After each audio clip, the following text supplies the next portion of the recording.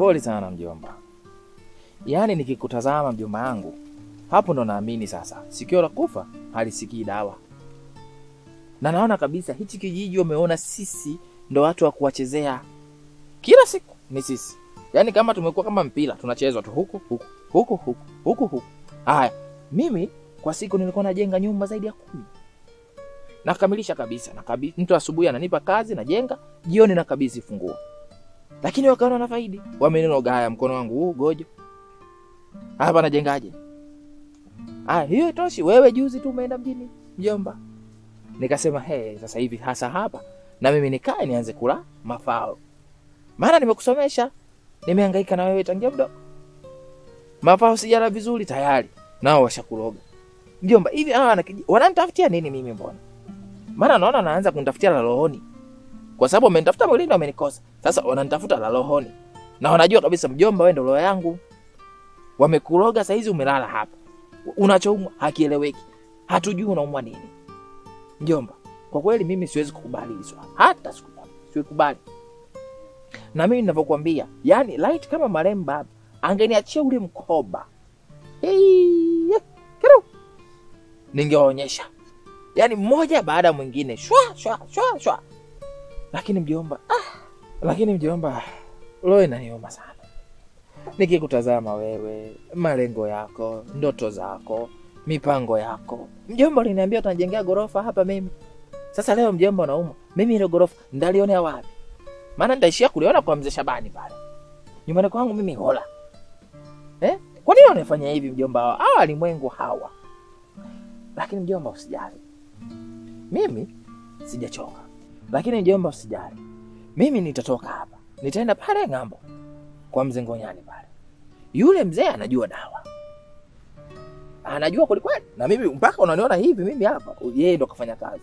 La sivyo ungekuta mkono hakuna, miguu hakuna, kiuno hakuna, kichwa hakuna, sijui ungekulea nani mjomba. Lakini namuamini nitaenda. Na nikirudi huko, naamini wewe swala hili tutalipatia ufumbuzi.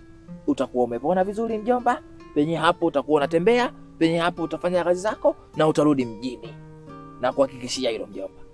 Kwa hiyo kuwa na amani, mjomba wako nipo, nitapambana mpaka mwisho. Si umeelewa mjomba? Pole kwa kweli, pole sana. Dunia hii. Lakini mjomba nilikwambia mimi, kuwa makini. Sijui imekuaje tena huko. Hata sijui.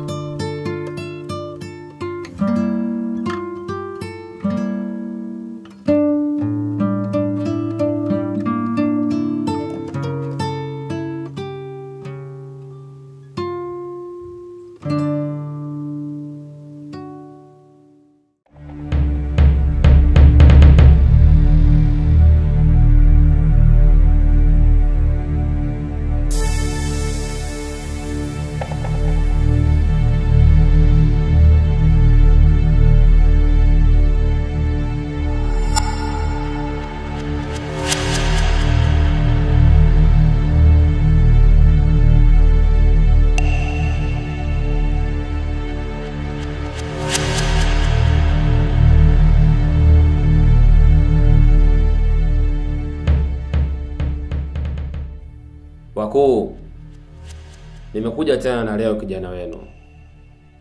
Nahitaji msaada kwa jambo moja tu. Kuna kijana nahisi ananifuatilia.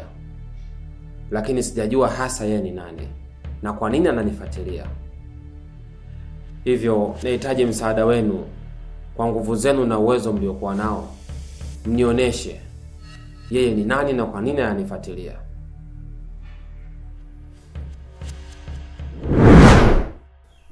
Kiukweli mkuu, nimejitahidi kadri ya uwezo wangu. Na mpaka sasa hivi ninavyoongea, yule binti yuko chini yangu. Yaani namaanisha mimi na yeye sasa hivi ni wapenzi. Vizuri sana. Nahisi kazi itakuwa ni rahisi zaidi. Ila kikubwa umakini unahitajika. Kuwa makini sana.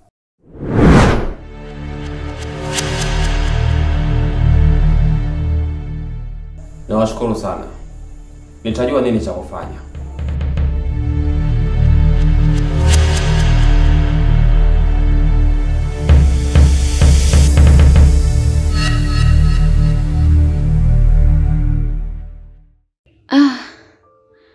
Kiukweli nashindwa kuelewa. Nitaishi katika hali mpaka lini? Najiona kama sina thamani yoyote hapa ulimwenguni. Kwa haya malazi na hali ya mjomba, naona tunazidi kumpa mzigo. Hapana. Siwezi kuwa chanzo cha matatizo kwa mjomba.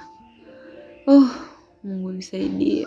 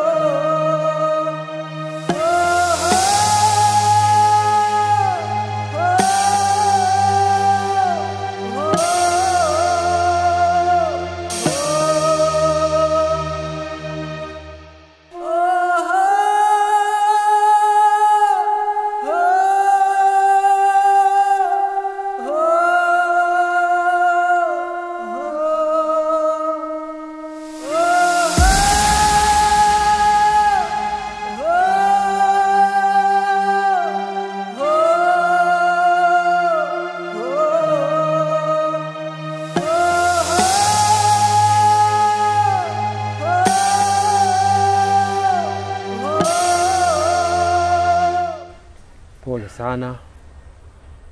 Huo ndo ukubwa. Mimi nikushukuru ndugu yangu. Penye hapo ujio wako wewe, tumeshirikiana katika kila hatua na mpaka tumemaliza shughuli. Nakushukuru sana. Lakini mimi kuna jambo linanichanganya. Imekuwaje mpaka mpwa wangu aamue kunywa sumu na kujiua, kukatisha uhai wake? Kwa nini? Na wakati kama maradhi mimi nilimwambia naenda kutafuta dawa. Nimepata kabisa dawa huko nilikoenda. Na kuja hapa naambiwa bwana mpwa wangu amekufa na sumu. Sasa huyu binti alivyofikishwa pale hospitali, sawa, kwa hali yake ambayo tuletizama sisi kama tuna taaluma yetu, sisi wenye taaluma yetu tukaamua tumpatie huduma ya kwanza. Tulivyompatia huduma ya kwanza, tukaamua tuchukue vipimo. Vipimo tulivyochukua baadhi vimeonyesha, baadhi havijaonyesha. tukapata kuona kwamba marehemu alikuwa anasumbuliwa na UTI na pia gono na ugonjwa mkubwa huu ambao unausumbua kwa sasa, UKIMWI. Hebu ngoja kwanza. Unajua mimi nilikuwa najua watu waliosoma kidogo wanakuaga na akili. Alafu kingine, wewe ni rafiki yangu wa muda mrefu sana. Katika maadui zangu hapa kijijini, wewe ukwepo.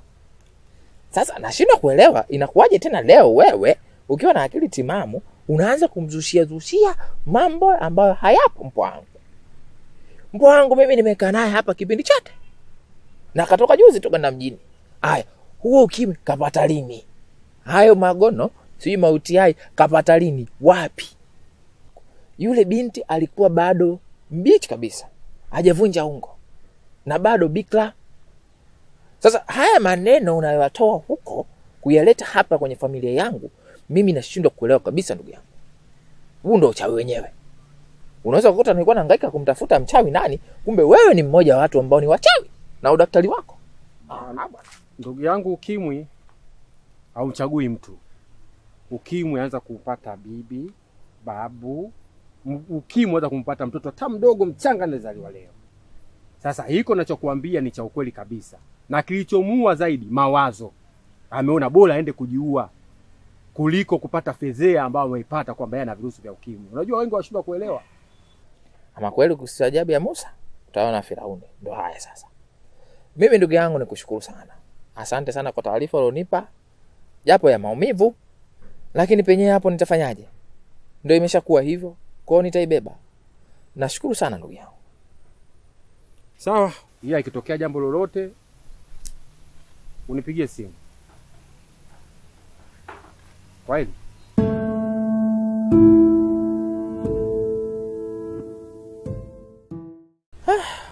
Huyu mtoto mbona amejua kunieleleza mimi?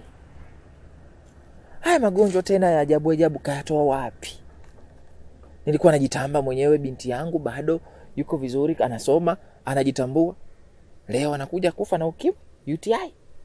Alafu mbaya zaidi, magonjwa yanavumilika. Tungeweza kutumia dawa, lakini penyewe hapo kaamua kunywa supu. Hii aibu kweli. Jamani, dangulo la mta, hili dangulo na wala na stara, wanazaula kama jalala. Dangulo la mta, dangulo la mta, dangulo la mta, dangulo la mta.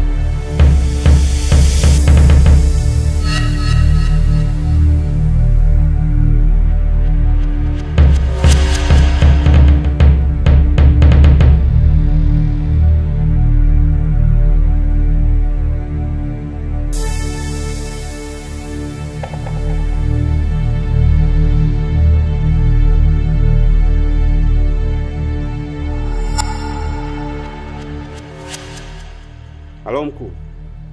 Haya, nipe taarifa za hapo. Kazi ulionipa imefanikiwa kufika hapa. Lakini cha ajabu, inaonekana hii nyumba haina watu sasa hivi hapa. Kwa hiyo kuna haja ya kuleta kikosi? Kuhusiana na kikosi, naona haina haja ya kuleta sasa hivi. Maana sijakuta mtu hapa. Kinachotakiwa hapo kuwatafuta sehemu yoyote walipo, kisha tuweze kuwakamata. Sawa mkuu, nakuelewa. Na wewe hakikisha eneo hilo haupo. Sawa? Sawa mkuu, nakuelewa.